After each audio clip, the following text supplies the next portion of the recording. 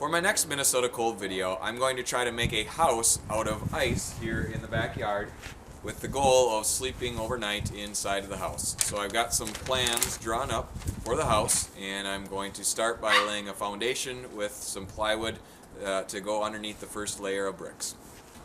We're going to try to pack down the snow and lay these around the edge and try to level it, make sure that that foundation is nice and solid.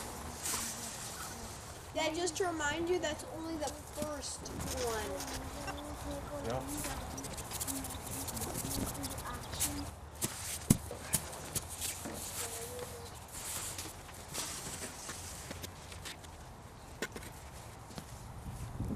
And then we're gonna water underneath that so that it sticks. We're gonna add a little bit of water, then rub 2 chunks of snow together to add some crystals on top so it's got some grip when we start snacking the bricks.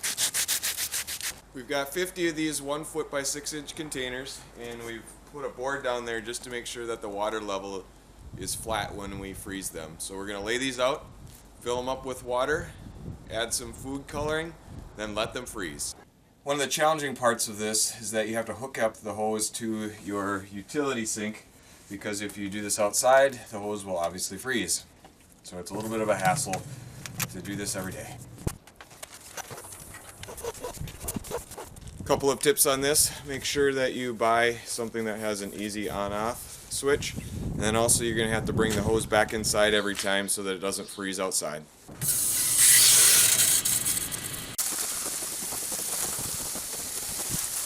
Now I'm going to add some food coloring to the bricks. The purpose of the food coloring is 2 things. One, it will show you when the bricks are frozen because the color becomes more clear as the brick freezes.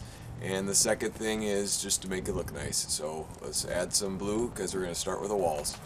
It's so cold out that many of them are already freezing on the top.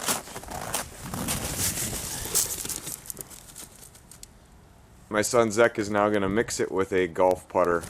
Now we're going to let them sit out until the blue food coloring gets a little clear. So you can tell that right now they're frozen, but until the color clears up a little bit, they're not solid all the way through. You can see that there's still some bubbling. We're going to take some snow from our sleds and do a thin layer over the foundation, and we're also going to do a thin layer of snow between each layer of the bricks. It's -4 right now. As you can see, the color on the bricks will turn a lighter blue once they're frozen. So when they're frozen, they should just pop right out of the container when you pull apart the side.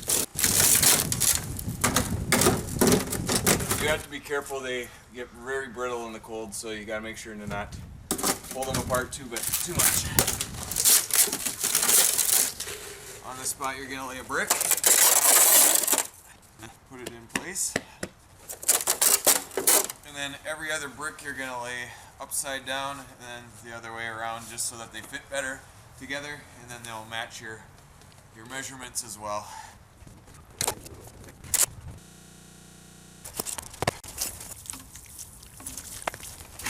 Between each layer, sprinkle a little bit of snow, both for leveling purposes and to make it stick.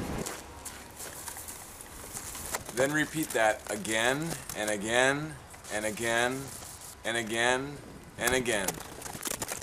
And the last thing I'm going to do each night is pour some hot water on the new layer of bricks, just to make sure that they're stuck together.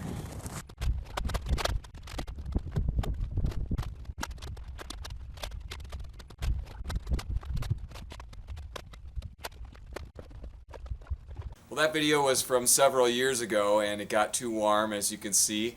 Melted all the bricks. I tried it again last year with 200 bricks a night. Still couldn't get it done before it started to melt. So this year I've got bigger and better plans, which you will see in the next video.